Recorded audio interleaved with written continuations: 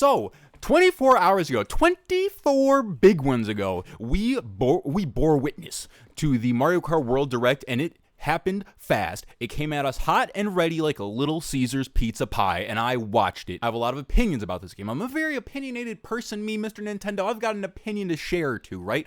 There's something I need to say. It's drama, and I don't want to get canceled by other Nintendo YouTubers. I don't want my career to go down the toilet, okay? Here's what I need to say, and you need to hear it from me. I need to be brave. I'm going to be brave. Here, I'm going to say it. I'm going to say it. I'm going to say it. No, I'll say it. Here we go. I watched the Nintendo Direct for Mario Kart Worlds April 17th, 2025. And I like Burger, Cow, and Vampluigi. Send in your hate mail. I'll throw it straight in the incinerator. I like Burger, Cow, and Vampluigi. But wait, Mr. Nintendo, are those three lovable, charming aspects of Mario Kart World, do those justify the price of $80 that everyone's been talking about for time immemorial? Huh? Does it, Mr. Nintendo? Well, we're going to talk about it. So, let's get into it. Oh, we have to talk about the tracks, but first, I've got an opinion, but there's someone else in the video who has an opinion.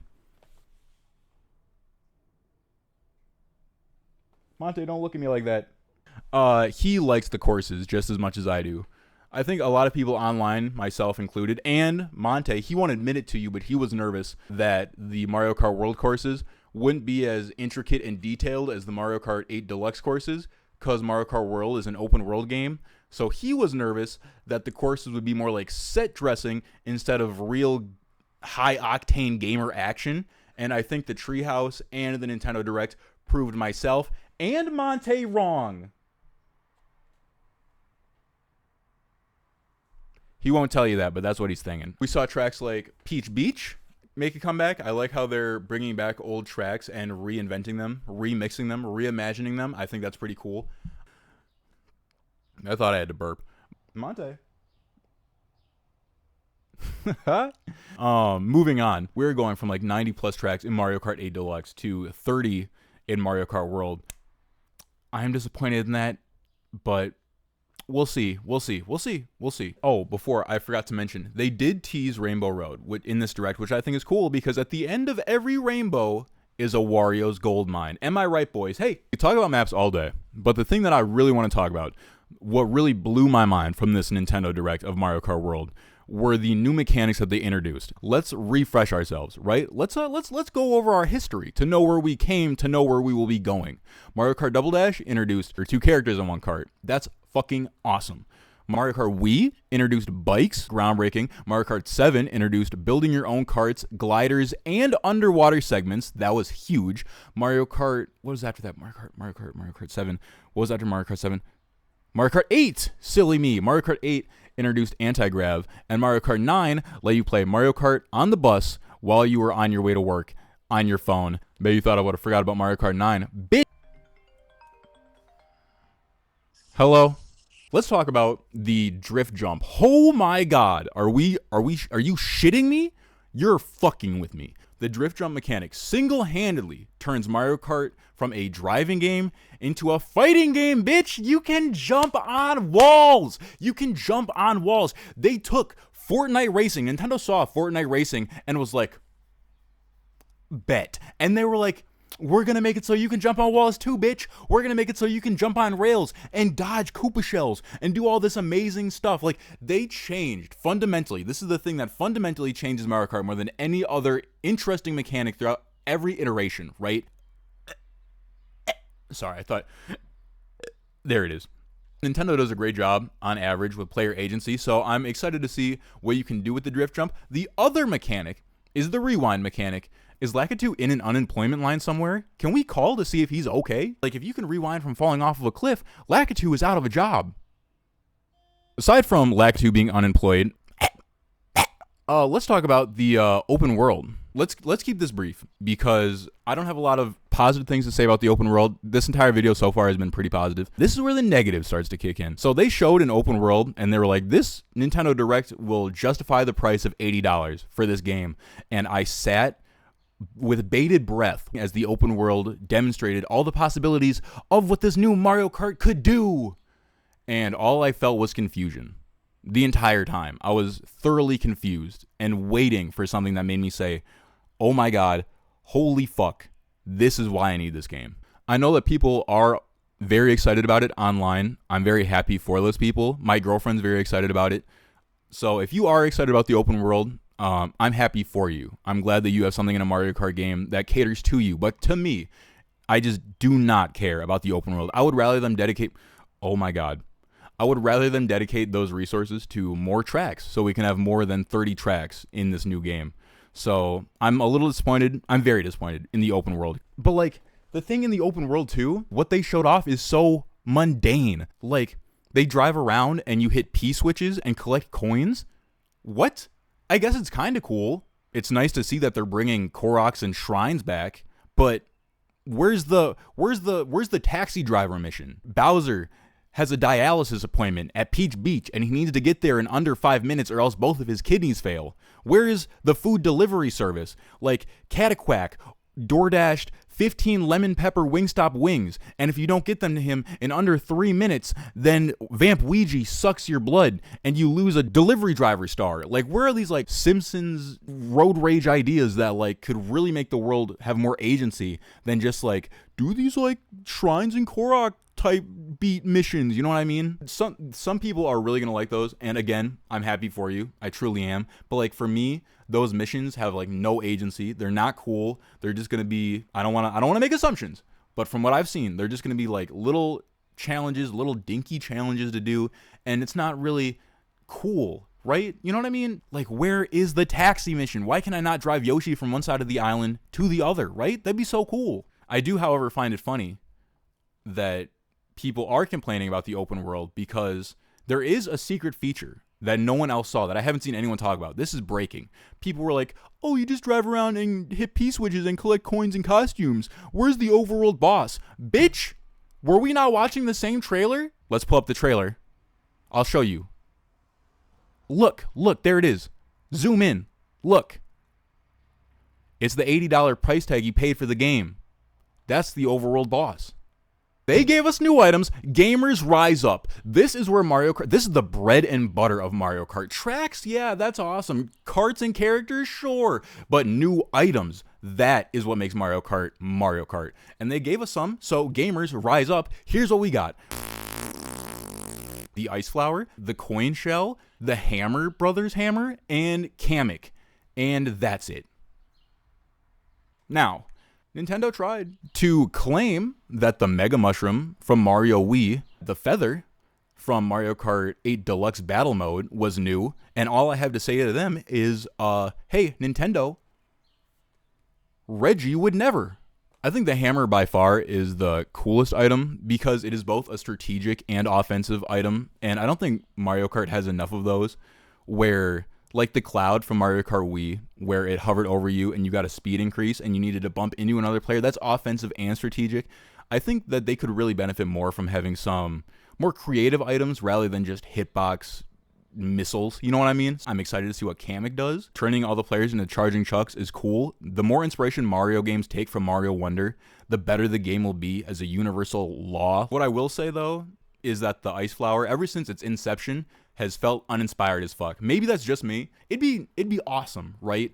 If instead of Monty Mole, when getting hit by an Ice Flower, he looks like he forgot to buy Head and Shoulders at Coconut Mall and now his dandruff is as worse as it's ever been, right? If instead, when you got hit by an Ice Flower, you turned into a block of ice, and then every character that hit you also turned into a block of ice, causing a 24-car pileup on Salty Speedway, right? That'd be awesome. That'd be game-changing. That would change how you use that item fundamentally and the repercussions of using that item. And I just think the way that it's implemented now, you just spin out, right? It's not very cool. I think they could have done more with it, is really what I'm trying to say. But it's nice that we're getting more items in general, even if some of them feel a little uninspired. Moving on to talking about driving around and taking pictures with your friends, who cares? Moving on to talking about the face cam, buckle up. This is going to be a quick rant, but I have a lot of shit to say, so strap in. A lot of Nintendo YouTubers try to play this both sides ass game, and not me. I love Nintendo, but I love to also bitch. So here we go. The camera is fucking pointless.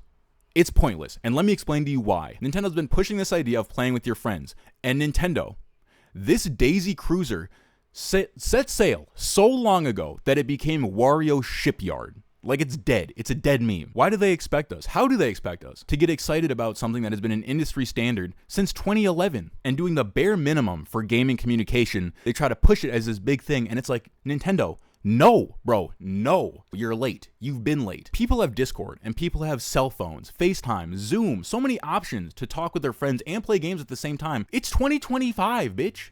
What are we doing? What is this? Let's also take into consideration, how's Nintendo been with their online service and game chat throughout their history? Let's analyze. If you try to play Super Smash Bros. Brawl when Nintendo first tried to incorporate online play during the Wii, it was a fucking mess.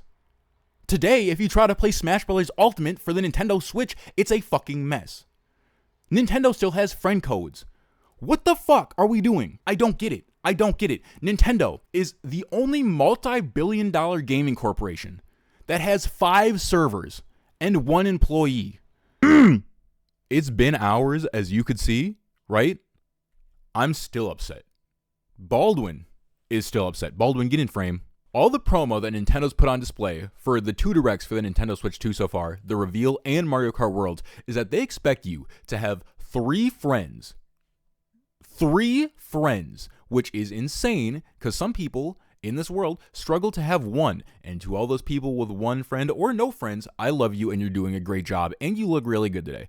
But Nintendo expects you to have 3 friends, right? Insane. Okay, everybody, do you have your 3 friends? Do you have your 3 new manifested friends or your 3 existing friends? Cool. We're going to continue. These friends, probably for a great amount of people, do not have the opportunity due to work, school, or distance between you both to come over and play couch co-op. This fucking means that you need to spend $450 on a Nintendo Switch 2, and you need to spend $80 on Mario Kart World, because let's be so for real, bundles are only available until fall. After that, the price of the game goes back to $80 default, and there's a very big chance that scalpers are going to gobble up all of the bundles that everyone's clamoring for and resell them back to people for 7 trillion doubloons. I know, I've been ranting and raving like a madman about this. Corey, Mr. Nintendo, calm down, Mr. Nintendo. $535 and 3 friends, that's easy work. Well, this next part should be very easy for you then.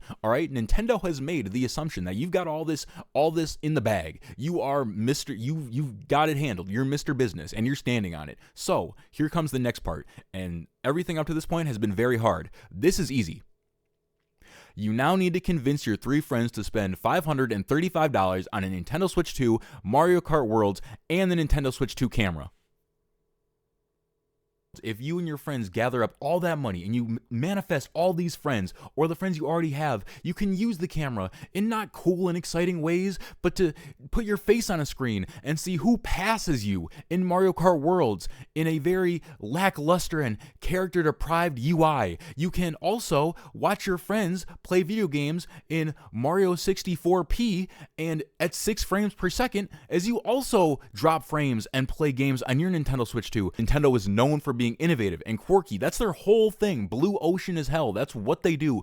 Who cares if you can see your friends and they pass you in Mario Kart Worlds? The only thing I gotta give credit where it's due is I do like how you can see your own face in the leaderboard. That is dope as fuck. I gotta give it up, but let's be honest, that's the only cool thing for the camera at all. At least to me, but god damn, Nintendo, the masters of innovation, Mr. D-pad, Mr. Motion Controls on the games, could think of an interesting way to use this camera other than just having it be like this weird POV zoom ass piece of equipment. It also go for the C button. That could also go for, as far as we've been shown, the mouse controls. The Nintendo Switch 2 functionality so far, except for the games and software and the fact that it is a Switch, which already is a base concept, is awesome, is so boring and bland. The UI is bland. All right, now I'm going way off script, but the UI is bland. The attachments and equipment for it are so poorly and so uninteresting. It's just so it truly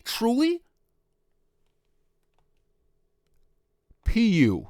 That's all I have to say. That's all. I'm done. I'm done ranting and raving about it. It's stupid. Rant over. Loads of modes.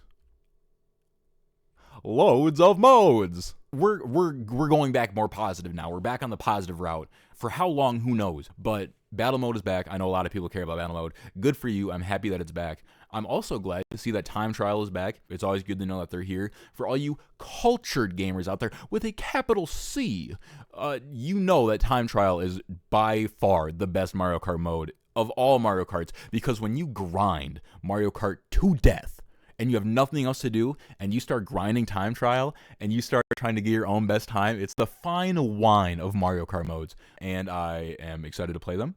I'm sure I will play them if I get my hands on a Switch 2. Thanks, Obama. Oh my God, bro. Someone stop me. Send help, please.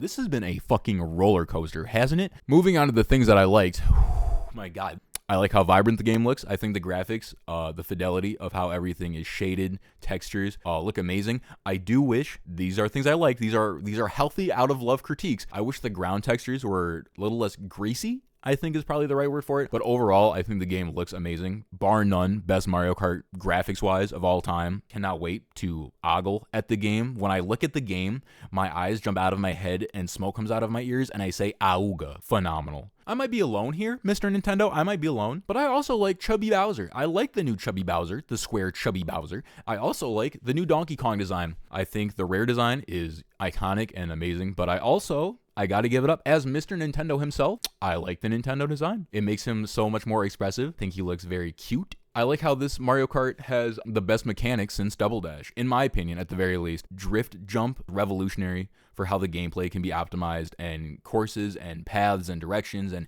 you could do so much new tech. It takes the game from like here to here in a gameplay sense. The last thing I'll say that I like a lot about this game is that my girlfriend is excited about the open world. I was hating. I know.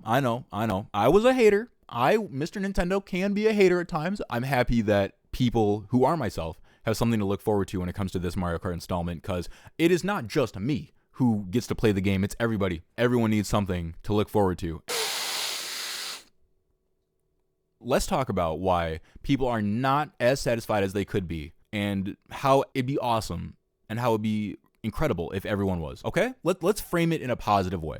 To start it off, I do not like how this Nintendo Direct for Mario Kart Worlds could have been an email. If you have seen any of the treehouse footage for more than a minute, there's really nothing new they showed. It's very disappointing that there was no like, wow factor in this Nintendo Direct at all. I've seen people say like, Nintendo is, I hate when people say this. Nintendo is holding their cards close to their chest. It's the Nintendo Direct, right? It's supposed to sell you on the game. It's supposed to be the thing that when you watch it, you're like, oh my goodness, I had no idea they could do this. This is delightful. I'm pleasantly surprised. I'm so pleasantly surprised. I'm gonna buy this game. It is not supposed to be the time where they show you shit that you've already seen, so when you actually buy the game, you can have this big wow moment, because there should be 2 wow moments. They should show you something, and then you could also get the game and get another fun surprise. It doesn't need to be a zero-sum game. So I'm disappointed in Nintendo, truly, that this game, this amazing game, has nothing in it that wasn't already shown that really gets the blood pumping, that really gets the heart going. You know what I mean? What we're going to talk about now is the Mario Wonder elephant in the room. $80 for this Mario Kart game. People have been bitching online, rightfully so in my opinion. It's a lot of money. Even if it's not to you, $80, which is more than the industry new standard of $70, which is a lot, even if it's not a lot to you, is pricing people out of video games. Here is where the nuance comes in that I was talking about. Instead of complaining solely about the price, which we all think is very lackluster, we're going to talk about how it's unfortunate for all of us that this whole thing is boiling over. The $80 Goomba in the room, right? It's a hard pill to swallow because it's a lot of money. It is objectively a lot of money for most people. Especially if you're not in America, you pay way more than just $80. A lot of money. The thing that was the one saving grace was Doug Bowser. He came on and he told us and the Treehouse people who played the game, they were like, there's so much that we have not shown you. You'll see when you see the Nintendo Direct for Mario Kart Worlds why this game is worth $80. Like, it would completely wash away all concern that everyone has or had or still does rightfully have about what the game offers for the price point. And I watched it with my 2 eyes, and many other people watched it waiting for the moment to hit. It never did. There was never a point in the Direct that made it feel like, oh, okay, this is why they told us we had to wait a week straight to get the amazing new feature, the new boss, the new item, the new mechanic, the new anything. P-switches and rewind are not worth $80. I thought there'd be content that'd make my face melt off like Indiana Jones Raiders in the Lost Ark. Instead, it was more like Indiana Jones Raiders of the Lost Fart. 'Cause PU. And that's what we're seeing right now, is mass disappointment. But it's a disappointment that's deep. It's twofold. Two things are happening simultaneously at one time. Because of these two factors, high price, no justification when one was promised, people are upset. Rightfully so. These are the two cornerstone fundamentals of what's happening right now. There is also a secret third reason. Mr. Nintendo has a third reason for why this is terrible from my expert psychological background for the two reasons stated, but also due to Nintendo being so obtuse and the lack of transparency on their behalf. They even, when given the presentation, the reveal trailer for the Nintendo Switch 2, gave us the prices directly and weren't showing cowardice and hiding them, so we had to find them ourselves. That was a disappointment when we found those prices. After watching such an amazing direct, we had to go seek out the harsh truth that burned our retinas. And so with this harsh reality that we face, Nintendo set us all up. Chain reaction of disappointment, blow after blow after blow. The omittance of truth from Nintendo themselves caused this perfect storm of what should have been a seamless transition from console to console. Nintendo blew it, and because they bungle it so bad, it hurts you. Whoa. Mr. Nintendo, how does this hurt me? I'll tell you how. I spent a lot of time recently on the Nintendo Switch 2 subreddit seeing what a lot of people are saying. Either you are on team, I'm going to bitch and moan about the price, or you are on team, I'm going to bitch and moan about people who are bitching and moaning about the price. It makes me very upset that these two groups are fighting each other when we all in reality have the same common enemy. Think of it this way. The people who are upset and voicing their frustrations online, they are having big feelings. You, the person who is just trying to be excited about Nintendo Switch 2, the release, the new game, the prospect of a wonderful future, you are mad because these people are having a very hard time online with their big emotions. It's cool. You just wish that you could find somewhere, a safe haven, to be excited about these games. Here's the thing though. The people complaining are not your enemy. These people, myself included, I'm one of the complainers, want to be excited about the new Nintendo console. It's a new Nintendo console, for fuck's sake. Everyone wants to be excited about a new Nintendo. Baldwin wants to be excited about a new Nintendo console. Anyway, everyone wants to be excited. Nintendo has just completely ruined the rollout for this console in such a gigantic way that people are pitted against each other, right? I think we can all agree on this. If you want to be excited, it's hard to be excited because people are angry. People are angry because they want to be excited, but they can't buy the console. Either way, all roads lead to Nintendo's corporate greed. But here's the thing. As a great blue puppet philosopher once said, shout out to Arlo, God, I love Arlo. Nintendo is not the institution you should be raging against. The institution you should be raging against is what's perpetuating this idea that year over year, quarter after quarter, shareholder profits must be higher and higher and higher. So Nintendo and other companies that you like has no choice in the matter but to appease their shareholders and garner as much money as possible, because God forbid any billion-dollar company make $1 less than the previous year, the whole shit explodes, and they're not even willing to take the risk, the sacrifice, so that people can afford to game. If everyone could afford the system, and Nintendo wasn't shady about how they released the prices, there would not be a problem. This is Nintendo. This is more than Nintendo, however. As I say, this is the machine that we need to get mad at. The fact that worker wages have stagnated, the fact that inflation is always rising, the fact that we can't afford anything anymore. And it's now reaching video games, so now more people are realizing. And we should be upset. There should not be, in my opinion, people on the internet saying, I wish people would stop complaining about the price of the Nintendo Switch. I wish people would stop, blah, blah, blah, blah, blah, because no.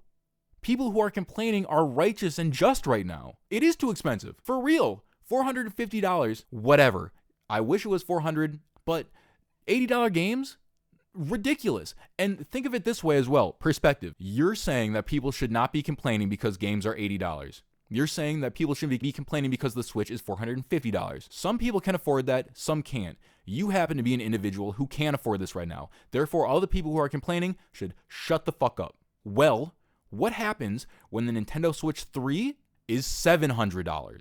What happens when the games for the Nintendo Switch 3 are $110? Whoa, all of a sudden that sounds outrageous, right?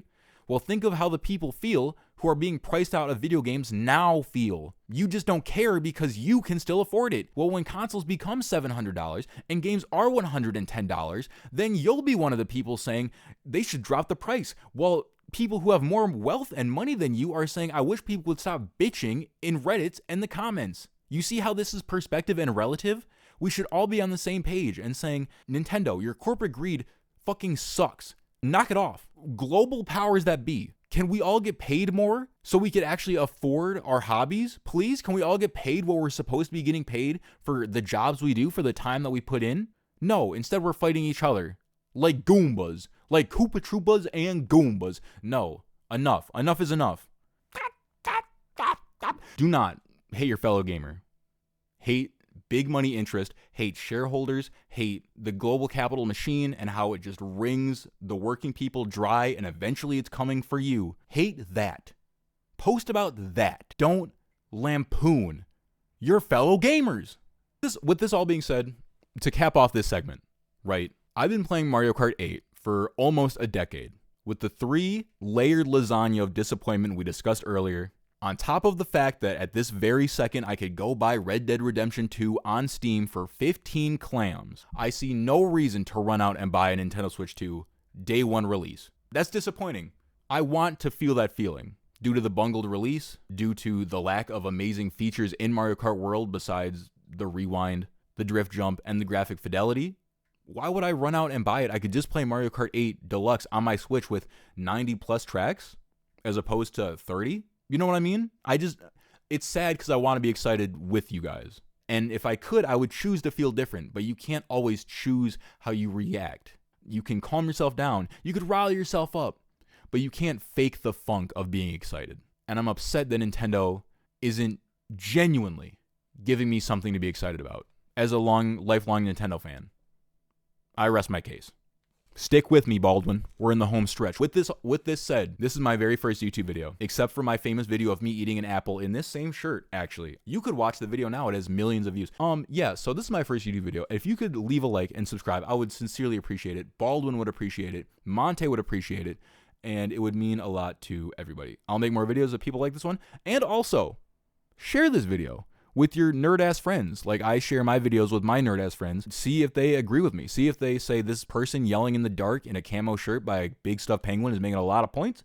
I agree with or I don't agree with. And then you could talk to them. And that fosters community. And that's what we need now more than ever in Gamer Nation and the world, right? So do that and let me know if they agree or they don't agree. And let me know if you agree or don't agree in the comments. Feel free to pop off in the comments, either siding with me or siding against me. As long as you do it respectfully, I'll listen and appreciate what you have to say. And that's it. That's it. Final statement from Mr. Nintendo. And I'll close it like we opened it. I want you to hear it from me. I like cow, burger, and Vampluigi. Let's go. My name is Corey Dean. This is Baldwin, and we've been Corey Dean and Baldwin, and Monte is around here somewhere. Thanks for watching my video. I appreciate it. You look damn good today, and I hope you have a good day. That's the most important thing if you take away from this video. I hope you have a good day, evening, night, wherever you are. I hope you're doing all right, and you look good. And as long as you try your best, that's all anyone can ever ask of you. All right, I'm done. I love you, and I'll talk to you later. Bye-bye.